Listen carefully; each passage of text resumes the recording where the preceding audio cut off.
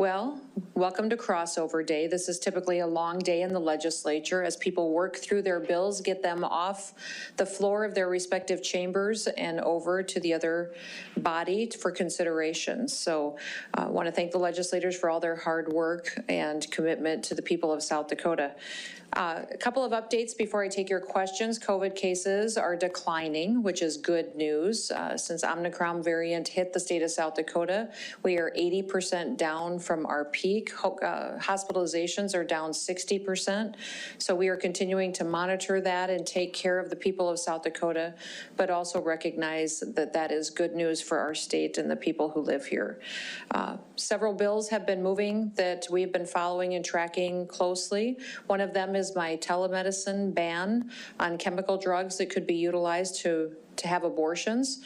What we have seen is that those medicines could be accessed by telephone or over the internet between a stranger and someone who is wanting an abortion. My bill would stop that practice, and that will be on the House floor tomorrow.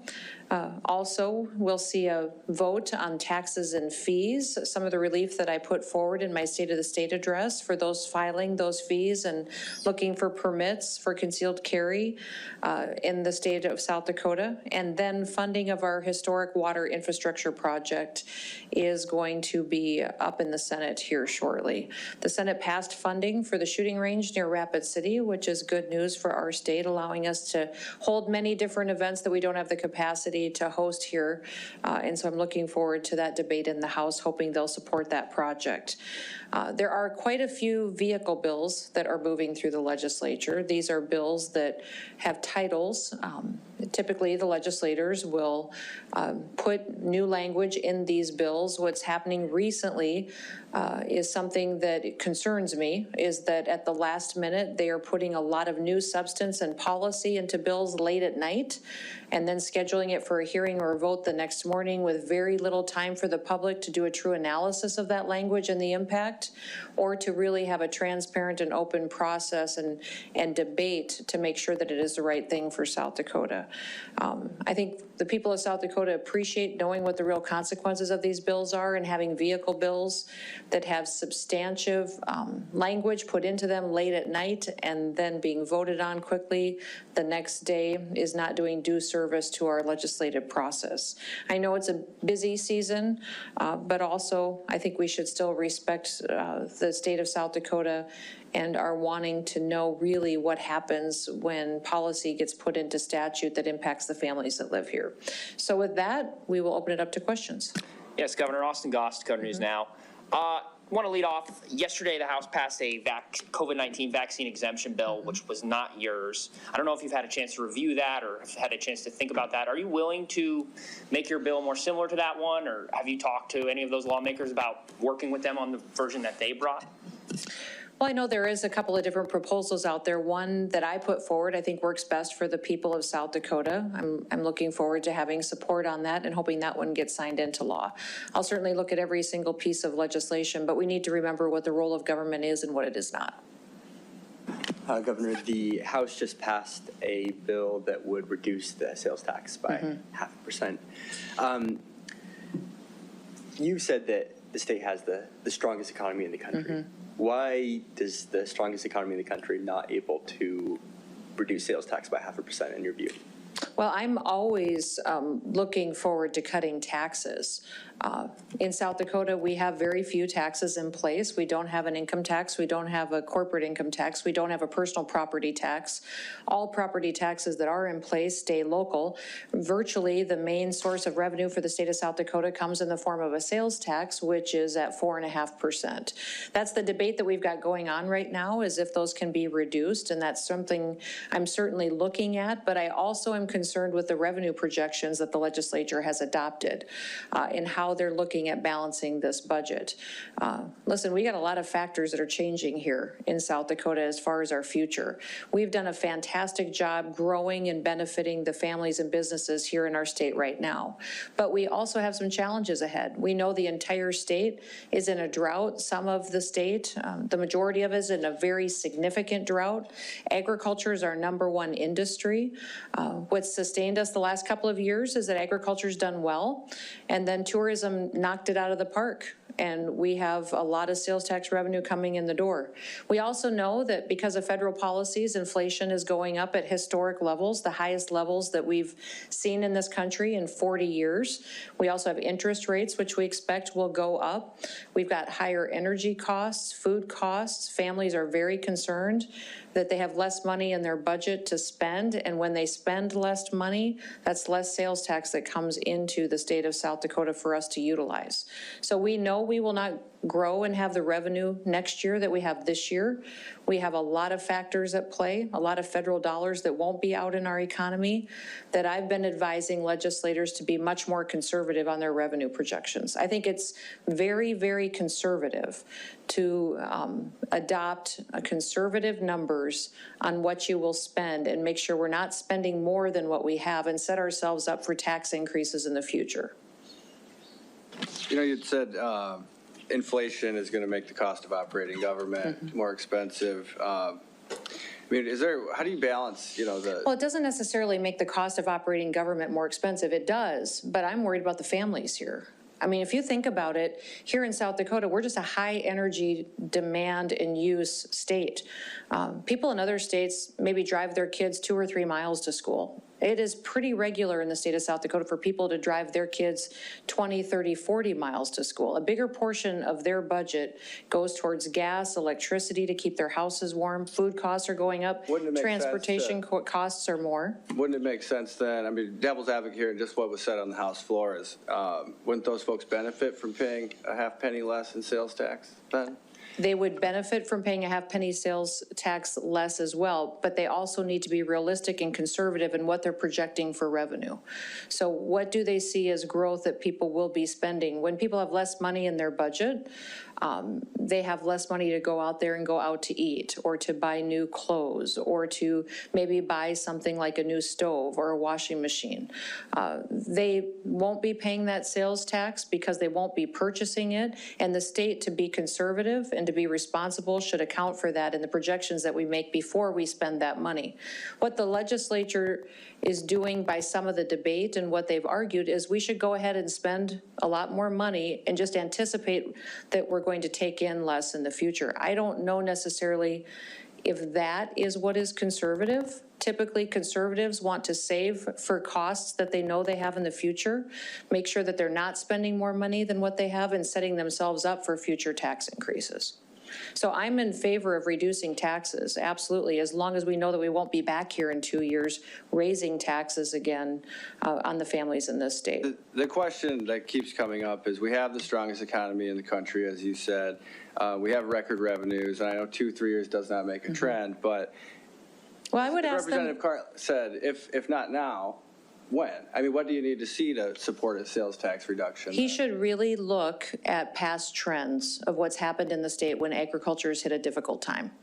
We've got a lot of our farmers in the state are very concerned about getting the fertilizer they need to grow crops next year. I've seen crops try to grow with less fertilizer. It doesn't work and they don't yield. Market prices are going to be challenging. Transportation costs are up. Those are less dollars in farmers' pockets. And ag has 8 times the amount of impact on our state's economy than tourism does. So while we're excited and thrilled with what we've seen our economy do the last 2 to 3 years, the facts are ag was pretty stable. Ag did pretty well. And tourism set historic numbers. If we're really truly looking with objective eyes into the future, we know ag is going to struggle. And that will take down our revenues much faster than if tourism just has an average year.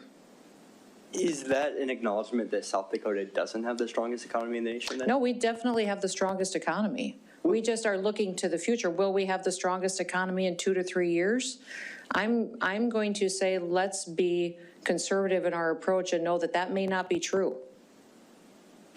I feel like there's just two different philosophies. Yeah, they want to spend money that they don't know they're going to have. And that's what I'm concerned about, is that I want to make sure we're not setting people up for a future tax increase. And that if there's one-time dollars and there's ongoing revenue, let's be responsible to make sure we're being realistic about the numbers that we're adopting. And if we can really look at those issues, then I think that we'll have a fair and honest debate about what this budget looks like. So I am looking for tax reductions every chance we get. I just want to make sure that when we do that, that we're not back here pulling the rug out from underneath South Dakotans and raising their taxes again. Yes, Lee. I want to maybe ask a bit of a clarifying question here. So are you kind of saying that maybe if the projections weren't 92 million above your projected in December, that maybe a tax cut could have been more palatable? I would say that I'm still considering tax cuts, that I'm open to tax cuts. I just don't know if I agree with their revenue projections. They've adopted higher revenue projections than I think we may see in the future, and that concerns me.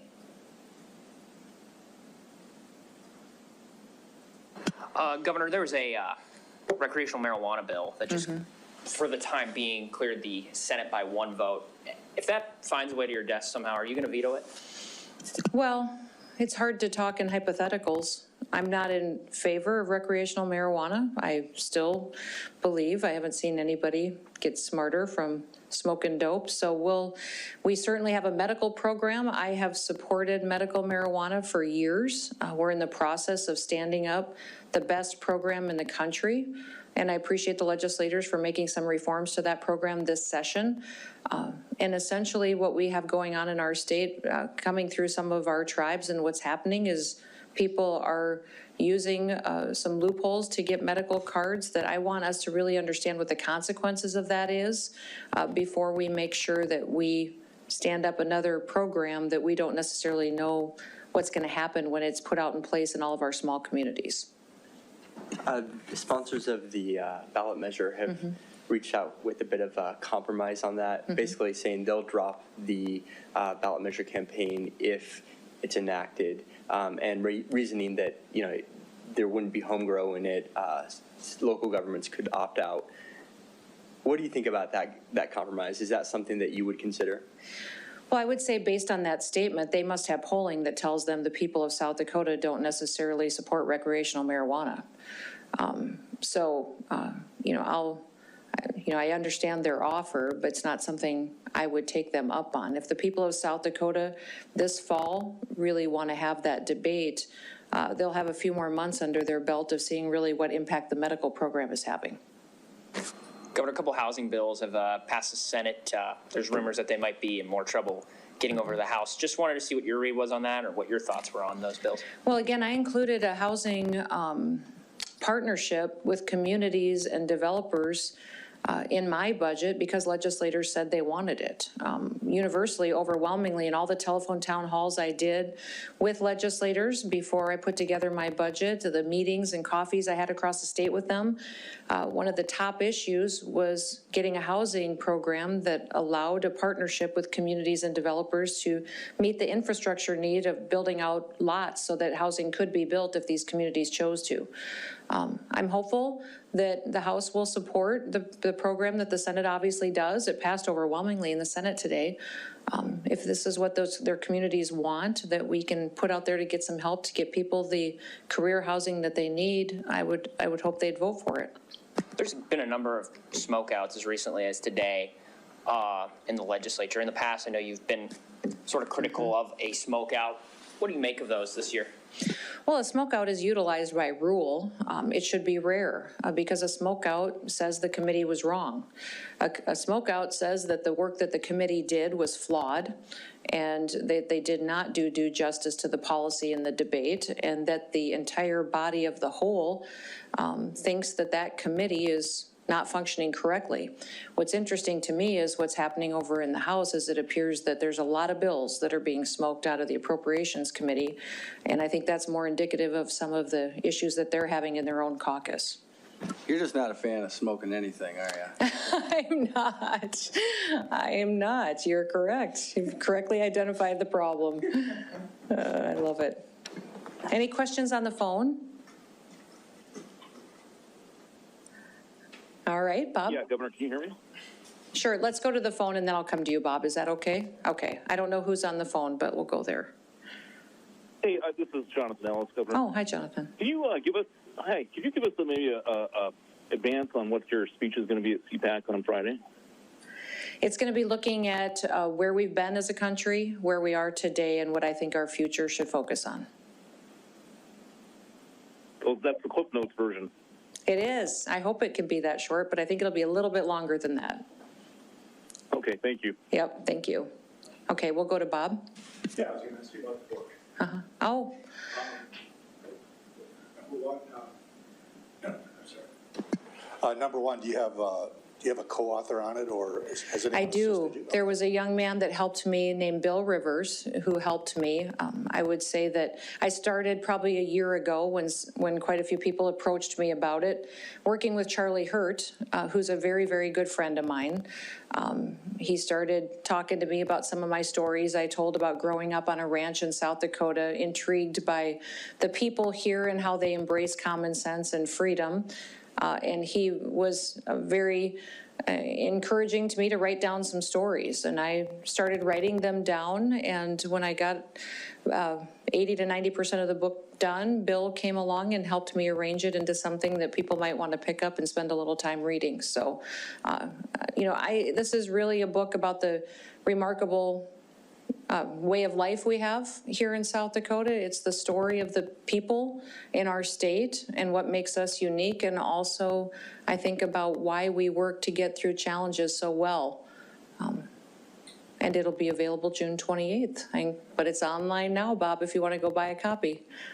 Can you give us an anecdote from it? Well, I've got several anecdotes in there from my time in Congress that I don't think a lot of people have heard. Discussions and debates with my leadership, and some of the fights over farm bills, but also some during my time here as governor, behind the scenes interactions that people have not heard before. I tell some about my congressional race when I ran in 2010. There's some discussion of my speeding tickets, if you remember that, Bob, and about some of my preparation for debates and interesting days I had during that time too. So I think people will enjoy those stories, but most of all, I'd say there's quite a bit there about cows, horses, and hunting as well. Will you sign my copy of it? I will, Stephen, yes. You know I'm always good to you. I'm not certain it'll make it any more valuable, though. Governor, a lot of times when high-profile politicians write a book in the lead up to a national election cycle, it indicates that at some level they're interested in running for a national office. You've said in the past you're not. Is that still the case? Yeah, this is really just a book about South Dakota. And we've decided if anyone in my family's running for higher office, it's going to be my mom. She is very opinionated these days, so I keep telling her she should run for president. She's always right. I have a question. So the NEA has a list of state funding for teachers. It says that we're 50th in the nation. Are you satisfied with that? Well, that's why I've encouraged our school boards and our school administrators to put the 6% increase to education, which is historic, into salaries, that it should go into teachers and into staff salaries at the local level. Will there be a mechanism tied to that funding, or is that possible? That's up to the legislature. We already have accountability measures in place at the local level that's in state statute. If they want to change that, that's a debate that I'm sure they're continuing to have. All right, folks, we have time for two more. House Bill 1039, Trish Ladner's bill talking about land reassessment did not pass committee today, or the tax committee, excuse me. Just kind of wondering your general thoughts. What would you like to see more of, just in terms of, what the bill has to say? I know you've in the past said you're not really for increasing everybody else's taxes, but just what would you like to see more from a legislative standpoint? Well, there's still a couple of other bills that are out there that would make adjustments to property taxes and how they're assessed at the local level. I think equipping our directors of equalization with the tools that they need, which is something the state has always done, to make adjustments locally, that's important. So we'll continue to support legislation that gives them the opportunity to make adjustments when it's necessary to make sure those taxes are more accurate. Kyle Ireland, South Dakota Broadcasters. Your telemedicine abortion bill passed today, and Steve Haugaard's passed yesterday. What sort of message do you think these bills send to pregnant women in South Dakota who don't want to carry their fetus full term? Well, I would hope that we would agree that life is important and that even a life in the womb deserves an opportunity to live and to pursue a dream. So I'm hopeful that they recognize that not only in South Dakota do we talk about that life, but that we also show that we will support them, and that these are situations that they often find they're unexpectedly in, and that the state of South Dakota will partner with them and help them get through that challenging situation, let them know that if they want to raise their child, they can. If they would like to have an opportunity to adopt, that we certainly will help support them through that as well. All right, thanks so much.